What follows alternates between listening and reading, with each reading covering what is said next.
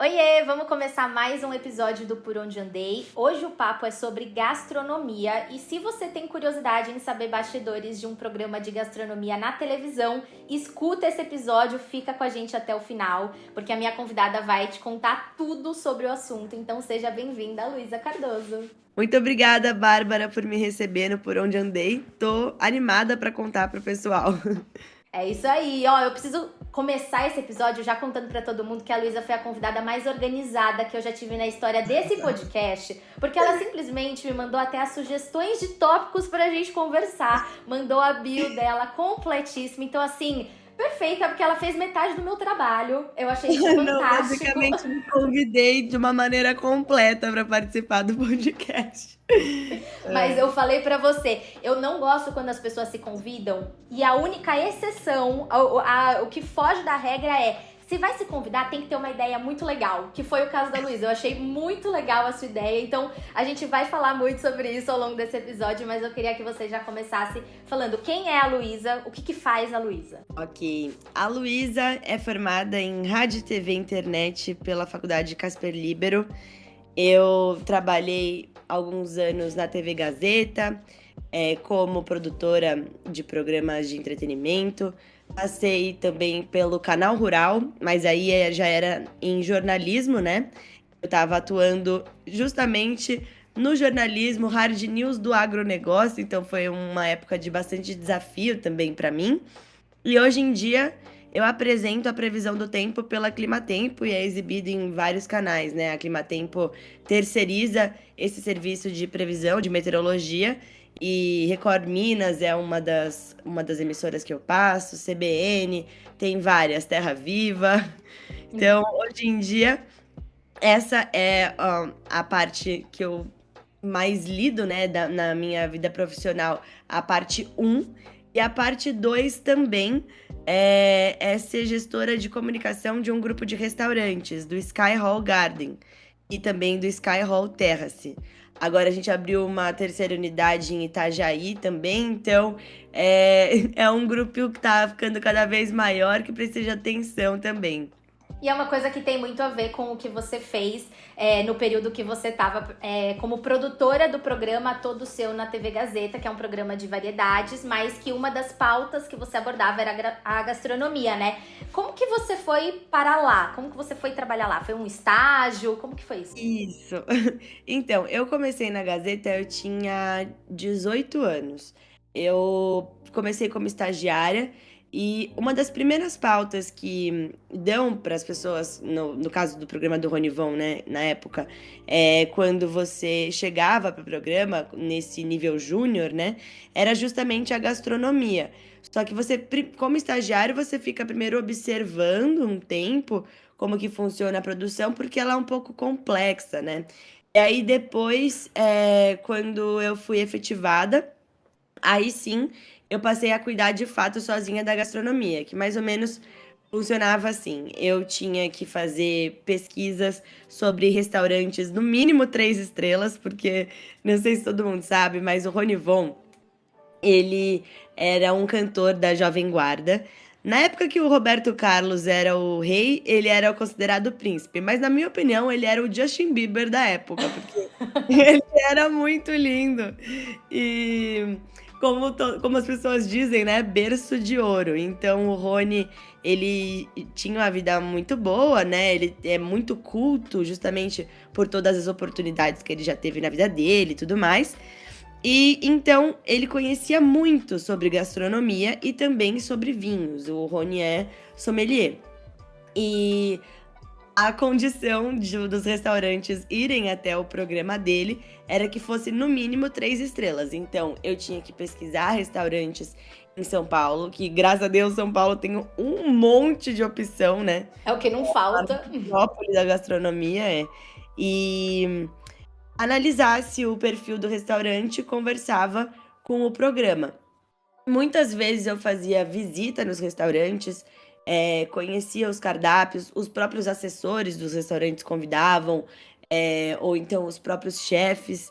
E depois da minha visita, eu escrevia a pauta, que girava em torno de 10, 15 minutos, mais ou menos, a participação dos chefes. Só que não era uma coisa que nem Ana Maria Braga, que é passo a passo, sabe? Que a pessoa vai lá e fala exatamente do começo ao fim como é que vai ser a receita. Não.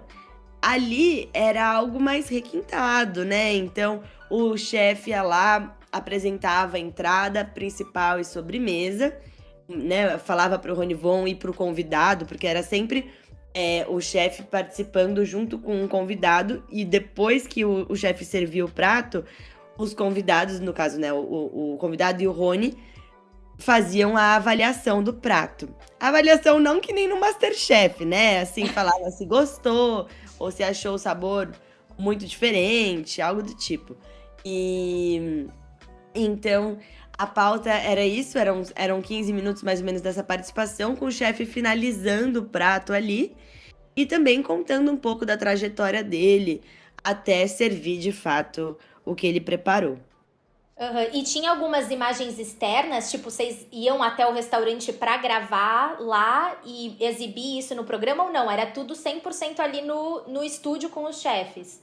Era 100% no estúdio, a não ser que, assim, tem muitos restaurantes hoje em dia que fazem, por exemplo, a Casa do Porco, que tem fazenda especializada na produção do que vai servir no restaurante.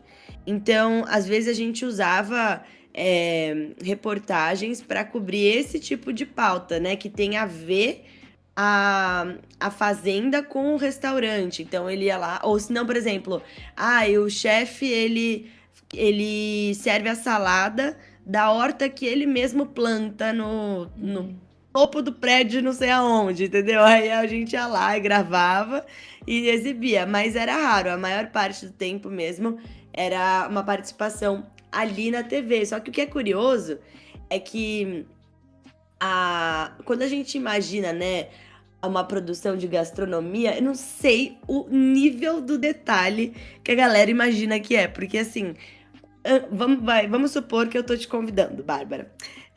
Daí eu vou no seu restaurante, analiso, beleza. Você passou no teste da aprovação. Vamos então para o próximo passo. Eu tenho que escolher com você quais são os pratos que você vai servir, porque afinal de contas, como era um programa diário, de segunda a sexta, eu não podia ficar repetindo E muitos pratos. todos os dias tinha um chefe participando. Todos os dias, exato. Caramba! E a agenda era super concorrida, todo mundo queria participar do programa de Ronivon, entendeu? Justamente porque ele é considerado um É o luxo. Ronivon, né? E aí, é, de segunda a sexta, é isso. Aí a gente analisava quais pratos podiam entrar. Depois de fechar os pratos, eu tinha que ter exatamente a ficha técnica, que eles chamam, né? Que é o modo de preparo e também os ingredientes. Aí, depois de eu selecionar essa parte, eu escrevia de fato uma biografia do chefe e escrevia umas sugestões de pergunta para o Rony fazer, que costumava ser sobre o prato, ou se o chefe usava algum ingrediente diferente, perguntava do ingrediente, perguntava da vida do chefe, se ele tivesse uma trajetória bacana, né? E depois do roteiro estar pronto, aí que vem a parte mais complexa. Quando a gente monta o cenário da gastronomia, a gente não pode esquecer literalmente nada. Assim, um garfo conta, porque se você esquecer o garfo, o cara, o convidado, o Rony, o chefe, alguém vai precisar daquilo e alguém vai ter que entrar no cenário para dar o garfo, entendeu? Fica horroroso, não dá para parar a gravação, se for gravação, né? Porque muitas vezes era ao vivo. Então, Aham. tinha essa parte de você montar o cenário tudo bonitinho, nunca esquecer nada. Eu tinha um checklist ali para não correr esse risco. E já aconteceu com você de esquecer alguma coisa? Já aconteceu de esquecer, mas eu eu dava umas engatinhadas por baixo da mesa pra dar na mão do Rony, tipo, várias, assim, acho que já aconteceu umas 2 ou 3 vezes, Mas foi justamente por isso que eu criei o checklist, que eu falei, não, não, não dá mais, entendeu? Mas outra coisa que era um pouco inevitável, que aí não dependia muito de esquecer ou não, é que o forno lá na Gazeta, o forno não, o fogão, ele era cooktop, né? Uhum. E alguns chefes, na verdade, assim, chefe não gosta de cooktop, né? A galera gosta de fogo, porque até porque às vezes eles Uhum. precisam, por exemplo, para flambar, não tem como se não for fogo mesmo, né? E Uhum. às vezes alguns tinham dificuldade para ligar o cooktop. Aí não tinha jeito. Aí eu entrava no cenário e era muito. Nossa, eu já entrei com roupa de academia, sabe? Assim, no meio do programa, ao E você vivo. tinha que ficar paramentada, tipo aquele povo que tá com fone de ouvido, aí tá com microfone, aí tá com não sei o quê, e. Sabe, Eu eu acho que eu já vi isso, o povo na, sei lá, no Mais Você aparecendo, tipo isso. Sim, sim. Não é, eu tinha a produtora, a gente chama de produtora de estúdio mesmo, essa pessoa que fica com o fone, mas como Uhum. eu era da gastronomia, eu ficava indo e voltando da cozinha o tempo todo, então eu não ficava com o fone de ouvido, eu tinha que ficar atenta enquanto a pauta estivesse rolando no ar. Então eu fico, assim, por exemplo, o cenário é de madeira, né? Costuma ser, pelo menos. E aí, no limite de onde eu sabia que ficava o corte da câmera, eu tava ali do ladinho, porque se o chefe precisasse de alguma coisa, eu já tava ali atenta para poder acudir, né? Porque às vezes também o que acontecia, nossa, agora comentando com você é tão bom lembrar. é, Às vezes o que acontecia era do chefe mesmo esquecer, sei lá, meu, eu esqueci que essa receita leva pimenta. Tem na cozinha? Aí juro, eu tinha que sair correndo. Mas é por isso que era tão importante essa pré-etapa, né? Antes de entrar no estúdio, eu poder separar com o chefe tudo que ele vai precisar. Então, o que acontecia? Eu meio que já fazia o programa acontecer antes do Rony fazer acontecer, entendeu? Eu chegava na cozinha e já fazia todas as perguntas pro chefe, checava se o nome dele estava correto, se os créditos, né, do restaurante estavam corretos também. Porque, né, quando ele começa a falar, entra o GCzinho, né, a marcação ali do nome dele, de onde ele é. E também tinha que checar com ele esse passo a passo que ele fazia, porque como eu tava falando, não é que nem na Ana Maria Braga que você fala, pegue o ovo, bote na panela. Não, ele ia lá para finalizar, mas Uhum. ainda assim existia um passo a passo a ser feito ali, né? E era o Então, próprio chefe que fazia esse começo, aquelas curiosidades. Ele mandava o assistente fazer o começo e ele só finalizava ali no ao vivo, sabe? olha, nossa, adorei essa pergunta, porque varia muito isso. Normalmente, os grandes restaurantes chegavam já com tudo muito esquematizado, assim, bonitinho, separadinho. Tinha restaurante que até levava louça, sabe? Caramba! Lá na Gazeta, normalmente, a gente já deixava as louças preparadas, né? A gente tinha várias opções. Inclusive, uma época tivemos parceria com a Cerâmicas Schmidt. E cerâmicas, é isso mesmo, cerâmicas Schmidt.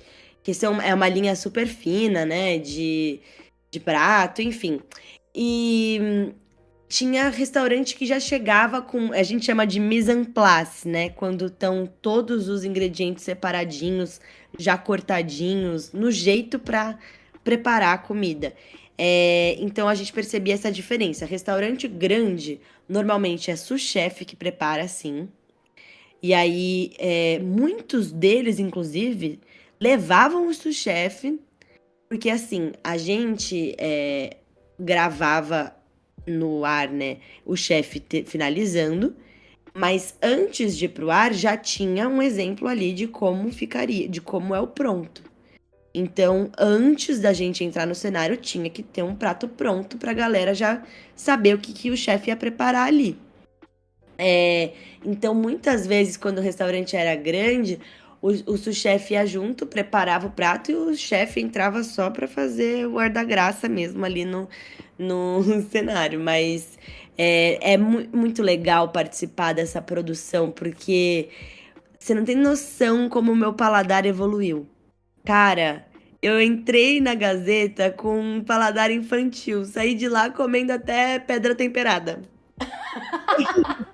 Juro que eu nunca esqueço a primeira vez que eu coloquei um atum com foie gras na boca. Tipo, Ai, eu não gosto de foie gras. Ai, não consigo gostar. juro, eu. Nossa, assim, primeiro que tinha coisas que eu nem sabia o que era, né? Claro que eu pesquisava pra fazer a pauta. Mas foie gras era uma das que tava bem longe do meu paladar. Eu era uma pessoa de verdade, assim, eu comia bife, arroz, batata frita e macarrão. Era isso, entendeu? Um Era o paladar típico brasileiro. exato. E aí, nossa, o japonês era uma coisa muito simples, assim, que eu comia. Eu comia, sei lá, hot roll, temaki, coisas básicas, sabe? Meu, depois que eu comecei a conhecer alta gastronomia japonesa, aí sim que eu descobri o que é gastronomia japonesa, entendeu? É muito diferente. Juro, eu nunca esqueço, quando eu coloquei esse tal de foie gras na boca, é o tradicional, né? Atum com foie gras, com maçaricado. Nossa, uma delícia, juro. O chefe rachou o bico da minha cara. Eu falei, nossa, é bom mesmo, né? Dele. É, minha filha, custa caro. Então, assim, quando eles estavam cozinhando lá, tipo, o chefe finalizava o prato, aí ele dava pro Rony e pro convidado comerem, e você podia comer também, assim, tipo, nos bastidores ou não? Você só provava quando você ia fazer essa seleção dos restaurantes? Não, nossa, às vezes quando a seleção às vezes não rolava, né, pessoalmente. Às vezes eu ia pela indicação ali da própria mídia de gastronomia, né, Uhum. indicação de Veja ou então Guia Michelin, enfim. Mas toda vez que eles iam, eu comia. Gente, que delícia! Juro. Tinha época que os chefes falavam assim pra mim: Meu, tá tão tarde que às vezes a gente gravava tarde, né? Meu, faz uma marmita, leva pra sua casa. Eu assim, eu levo mesmo. Pode me dar tudo que eu tô levando. Ninguém recusa comida, ainda mais comida boa, comida de chefe, impossível. Não, mas a gente compartilhava tudo lá na produção, assim. Quando o chefe. Ainda mais se a sobremesa era algo grande, sabe? Sei lá, o chefe preparou uma banoffee. Aí, nossa, descia pra produção ali, todo mundo devorava. Isso é muito bom. E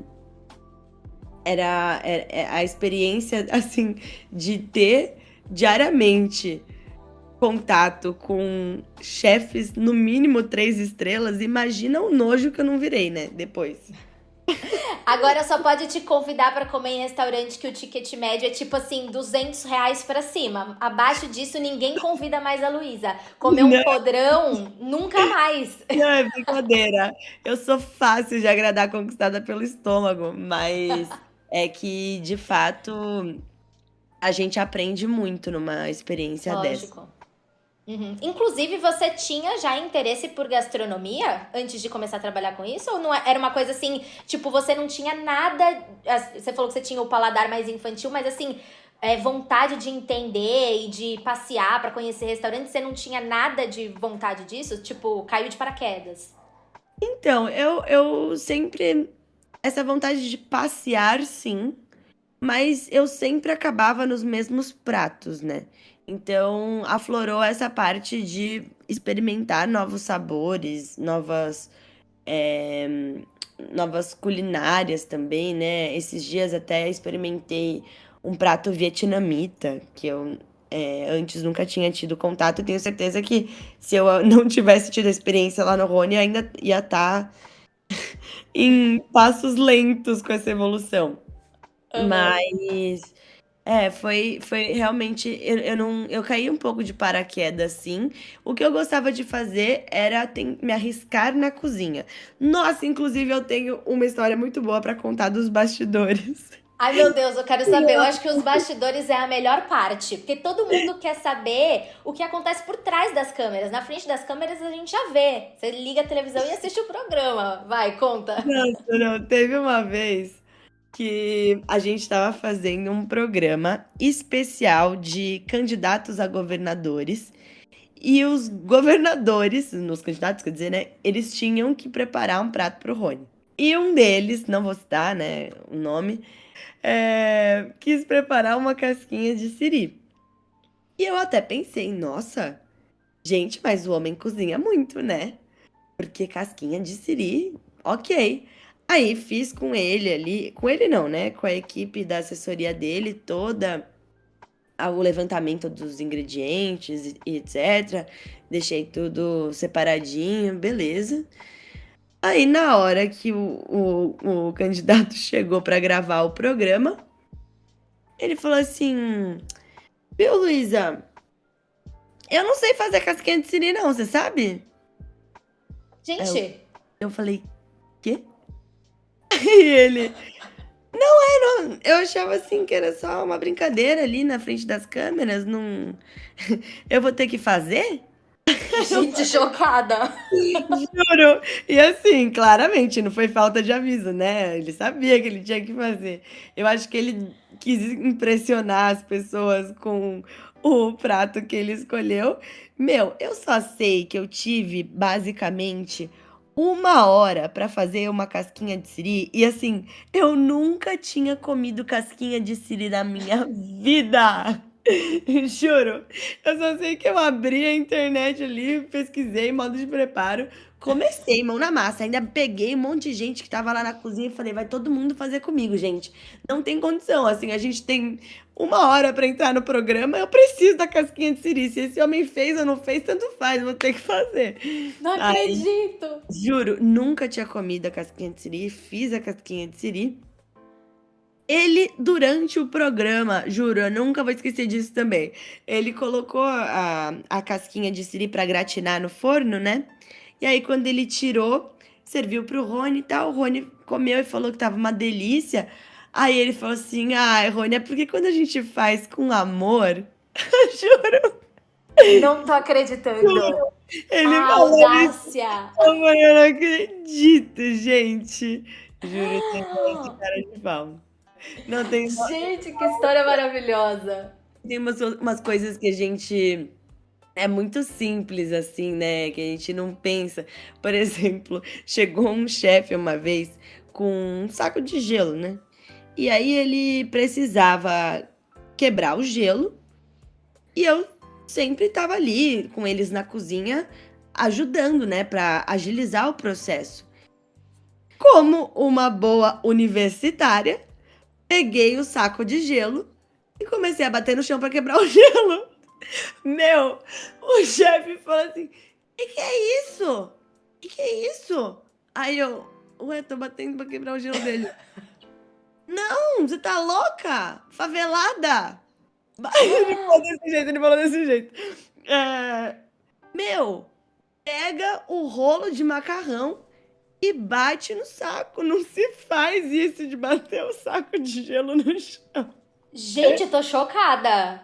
Da forma como ele falou e também porque eu faria a mesma coisa que você. Quando eu ia pegar um rolo de macarrão, nem tem um rolo de macarrão, sabe? Ele tava, assim, brincando, mas ele ficou um pouco espantado, eu acho, sei lá. Eu só sei que eu achei graça, porque nunca passou na minha cabeça pegar um rolo de macarrão pra bater no saco. Nunca, nunca. Joga no chão. Mas ele tá corretíssimo, porque quando você bate o saco no chão, corre o risco do saco abrir e entrar sujeira nele, entendeu? Então, exato. Eu também Não falei, tinha pensado nisso. Acho que eu vou dar um pouco de razão pra esse chefe. exatamente. E por isso que eu nem levei ele a mal. Eu falei, nossa, ele tem razão, gente. E aí, é engraçado também, né? Ver a diversidade dos chefes. Tem chefe que chega, já deixa tudo preparadinho, e aí fica ali mó tempão esperando que já tá tudo pronto a eras, sabe? Que já tá uma organização que ele deve ter feito há 1 semana de antecedência. Aí tem chefe que chega atrasado e dá maior BO. Teve uma vez um chefe que me deixou maluca de nervosa que eu tava fazendo um mês de gastronomia ao redor de São Paulo, assim, pra galera poder fazer bate e volta pra conhecer os restaurantes. Ai, que legal isso! Foi bem bacana essa época mesmo. Eu, eu conheci restaurante até em Santo Antônio do Pinhal, lá perto de Campos do Jordão. Nós temos, enfim, vários. E aí teve um chefe que tava vindo de Atibaia, que ele me mandou mensagem. A gente começava a gravar umas 8 da noite. Ele mandou mensagem umas 5. Oi, está tudo pronto aqui, tô saindo. Em 1 hora tô aí. Eu falei, ótimo, beleza. 6 horas, que era o horário pra ele chegar, ainda nada. 7, nada. Só que assim, 7 começa a bater o desespero, porque 7 horas já era pra ele estar lá montadinho, sabe? Esperando a gravação começar. Meu, eu só sei que o cara não atendia, a mensagem não chegava. E eu comecei a ficar preocupada, porque ele tinha falado que ia vir, e aí do nada o celular, né, desapareceu. Cara, olha o nível de stalker que eu fui pra saber sobre ele. Liguei nas rodovias, tipo, Ah, quero saber se teve algum acidente, o fulano é tal, não sei o que, nada, nada, nada. Eu só sei que nesse dia o chefe não chegou. A Gazeta fica ali na Paulista, né? Pois bem, descemos para a praça de alimentação para caçar qualquer chefe para cobrir o buraco desse homem. Porque eu precisava que algum chefe entrasse em meia hora. E assim, não ia dar para convidar ninguém, sabe? Então, olha o nível do perrengue, né?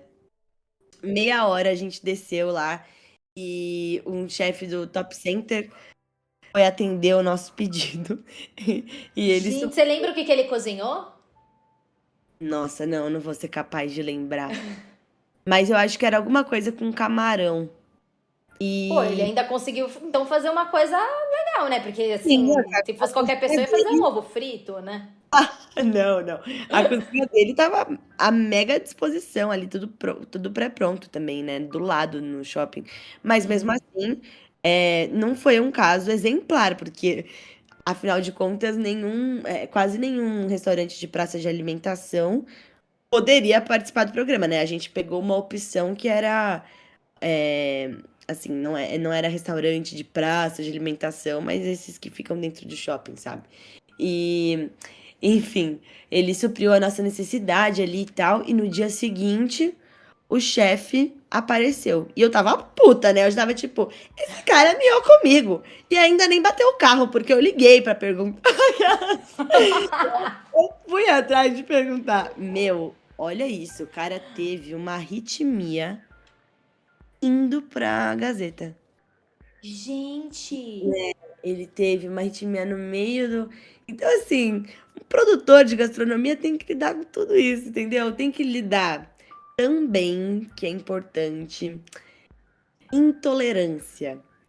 Tenho que saber toda vez, antes de um convidado sentar ali no balcão para comer, se ele é intolerante a alguma coisa. Comigo nunca aconteceu nada, né, de alergia e tal.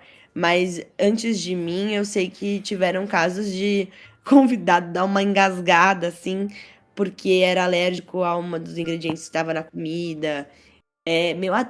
O nível do detalhe, juro, é bizarro. Foi o que eu falei pra você. Um garfo faz diferença. E eu já fiz isso de engatinhar pra dar na mão do Rony várias vezes.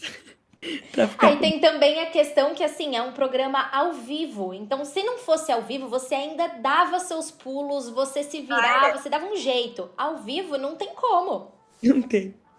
Não tem como. É. E agora eu quero saber um momento fofoca. E aí você fica à vontade pra falar nomes ou não. Mas teve algum chefe que foi muito, sei lá, que não foi muito legal, ou com você, ou com outras pessoas que você viu. E também quero saber do outro lado, de algum chefe que foi muito, muito, muito legal, que você teve uma experiência muito positiva com ele, que você conheceu. Nossa, chefes muito legais. tiveram vários, né? É, vamos começar pelo Krieger, que é um chefe alemão. Me fugiu o nome do restaurante dele, mas se você colocar Krieger alemão no Google, você vai achar, porque é o melhor alemão de São Paulo. Ele era um cara assim, pau pra toda obra. Esses casos de, por exemplo, o chefe desmarcar em cima da hora, eu ligava pra ele, ele falava, cara, tô indo. E podia repetir o mesmo chefe, não tinha que ser sempre inédito. Não, podia repetir, mas a gente tinha que dar um espaçamento de no mínimo uns 2 meses. Só que esse Krieger já salvou a gente várias vezes. Teve o chefe Augusto Feitosa, que ele é do Lanona ele era, né, do Lanona de Luca, acho que ele ainda faz a curadoria de lá, mas ele também atende aquela pousada Gaia, que é a melhor pet friendly uma das melhores do mundo. Tem muitos chefes que são de hotéis e que são muito bons. Eu conheci também o chefe Marcelo do Pinóquio, que foi assim, são inúmeros os chefes maravilhosos, costumam ser muito mais agradáveis do que chatos, né? Meu, agora você me pegou, eu tô aqui pensando em uma opção assim. Eu falei, gente, que cara chato. Ai. Desses muito famosos, por exemplo, desses que estão assim sempre na mídia. Jacan, Fogaça, a Paola, Helena Rizzo. Eu tenho uma coisa pra contar do Fogaça. Quando. Olha que engraçado, né? Eu tava indo tirar férias e. Eu tava trabalhando no programa do Ronivon, só que esses chefes, eles eram muito mais difíceis de aceitar o convite pra ir no programa, porque primeiro que eles já tinham um vínculo com a Band, por causa do MasterChef, e segundo que a agenda deles, de fato, era um absurdo, né? Assim, porque como essas pautas demandam tempo, né? Que ele tem que preparar o mise en place, o prato, aí ficar mó tempão na gravação e depois o pós-gravação, muitos deles não tinham essa disponibilidade, né? Mas o Fogaça, uma vez, eu tava indo viajar, eu encontrei no aeroporto. Você não sabe, cheguei nele assim: Ô, Fogaça, vem cá. Seguinte, eu sou a produtora de gastronomia do Ronivon, mando mensagem pra sua assessora toda semana. Que palhaçada é essa? Você vai lá no programa, vamos parar com isso. Não acredito. Eu cheguei assim, nível de intimidade bruta nele. Aí ele falou assim, ele achou graça, né? Aí ele falou, não, pega aí meu celular, vamos marcar assim. Quando você voltar de viagem e eu também, inclusive a gente tava no mesmo voo. É, quando você voltar de viagem eu também, a gente marca. O Fogaça foi super, super gentil, assim, disponível. E o Jacan, assim, isso bem fora do programa do Ronivon. Eu não sei nem se poderia estar falando disso, tô desviando o assunto. Mas o Jacan eu encontrei esses dias num restaurante que chama Rex. Fica ali na Consolação, sabe? É um Não, de restaurante. nome não sei. Ele fica aberto até muito tarde e tem uns pratos muito gostosos e também os drinks são bons e tal. E eu fui lá depois do show, tava bem tarde, era 1h30 da manhã mais ou menos. E aí eu tava sentada numa mesa assim, e daqui a pouco um cara me cutuca. Quando eu olho, era o Jacan. Aí eu falei, quê? Aí eu olhei assim, aí ele, viu? Tá bom o seu prato aí? Ele tava muito bêbado mesmo. Aí eu Oh, falei assim, tá uma delícia, por quê? Daí ele, não tem certeza? Não tem nenhuma barata pra eu vir gravar o pesadelo na cozinha? não acredito que ele falou isso. Eu Que juro. maluco. Aí eu dei risada, eu falei, não, tá muito bom dele. Não, tô brincando, aqui é muito bom mesmo. Aí ele puxou uma cadeira e sentou lá e começou a conversar comigo, como se eu fosse, assim, amiga. E aí ficou eu, meu amigo e ele conversando um tempo, o filho dele deu uma passada lá também. Achei muito engraçado, porque eu, justamente nesse período todo de Gazeta, que eu fiquei convidando, mas aí o contato nunca era com ele, né? E nunca tive a oportunidade de conhecer, aí fui conhecer numa noitada, fala sério, né? Muito engraçado. Num rolê completamente aleatório. Gente. Assim, aquele fim do rolê, que você tá morto, querendo só comer e ir embora. Ai, E ele puxando uma cadeira, batendo papo e perguntando de barata na comida. exato, maravilhoso. Mas Gente, não acredito. agora é isso, você me pegou, eu vou ficar te devendo esse chefe chato. Eu devia ter pensado nisso, pra não cair nesse furo, não te dar esse furo. Não, não tem problema, não tem problema. Se você lembrar também de algum mais pra frente, você me manda, eu vou postar lá no meu Instagram, @Barbara_Pereira, pra quem estiver ouvindo. Todos os conteúdos dos episódios sempre vão entrando lá no Instagram. Aí se você lembrar, a gente posta por lá. Mas Tá eu bom. gostei dessa história do Jacan e a do Fogaça, muito boa também. Eu afirmo com todas as letras, não dá mais para viajar sem estar conectado à internet. Digo isso não só como produtora de conteúdo, mas porque ter um chip de internet pode ser um verdadeiro salva-vidas em outros países. Imagine que o seu carro quebra, um voo é cancelado, você não se lembra do horário de funcionamento do museu para onde está indo, ou então quer conferir se o restaurante que gostaria de visitar precisa de reserva. Em todos os cenários possíveis, sejam eles perrengues ou não, ter um chip de internet te auxiliando com a conexão no exterior é fundamental. A minha recomendação é que você procure entre as dezenas de opções fornecidas pelo O Meu Chip. Nas minhas últimas viagens internacionais, eu usei os chips da marca e a conexão foi excelente. Usando o cupom Por Onde Andei, você ainda tem 15% de desconto na compra, então vale muito a pena. Acesse www.omeuchip.com e confira. Lu, sempre no final de todos os episódios de gastronomia eu faço uma dinâmica com 3 perguntinhas. A ideia é você responder com o que vem, assim, a primeira coisa que vier na sua cabeça. Vamos ver quais serão as suas respostas, porque tem relação com gastronomia e é num contexto geral. Então a primeira é uma comida inesquecível. Ai, eu sou muito ruim de bate-bola. Eu vou botar o cronômetro na tela. Tic-tac, tic-tac. Tá bom. Esses dias fui no Jacarandá, Terra e Mar Jacarandá.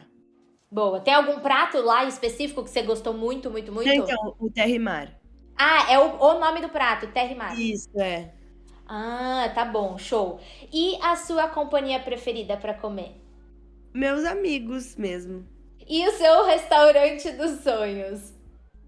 Eu ando muito, assim, Modern Mama tá muito no meu coração. Ai, adorei essa resposta. Eu ainda não conheço, mas eu quero ir. Eu adoro comida italiana também. Lu, que episódio divertido! Eu amei esse papo. Eu espero muito que os nossos ouvintes tenham gostado também, tenham dado risada e também tenham, assim, descoberto um pouco sobre como é o bastidor de trabalhar num programa de gastronomia na televisão. Eu mesma não sabia nada. Cheguei, assim, pra esse papo sem conhecimento nenhum. Então, eu achei que você explicou muito bem como que funciona. Então, queria te agradecer por participar aqui do Por Onde Andei. Eu que agradeço, Bárbara, e espero também ter conseguido passar um pouco de como foi essa experiência. Eu não sei se eu fiz a construção certa, né, a ordem cronológica para as pessoas poderem entender, mas ficou aí um pouquinho dessa fase de gastronomia by Rony Von. Amei, amei. Agora também divulga as suas redes sociais, porque você agora também produz conteúdo de gastronomia, né? Eu vi vídeo seu, então divulga aí pra quem quiser acompanhar. É que eu ando visitando bastante casas, aí eu falei, quer saber? Vou começar a gravar para mostrar também pro pessoal. Meu Instagram é Luísa Cardoso Costa. E na verdade, todas as minhas redes sociais é Luísa Cardoso Costa. Agora eu vou começar a me aventurar também no TikTok com conteúdos mais específicos da meteorologia. Vamos ver como é que vai dar isso aí. Boa, boa, adorei, adorei. Então, mais uma vez, obrigada, Lu, e obrigada a todos os nossos ouvintes. Lembrando que a gente tem episódio sempre no dia 1º e 15 de todos os meses. A gente se vê na próxima, um beijo e até mais.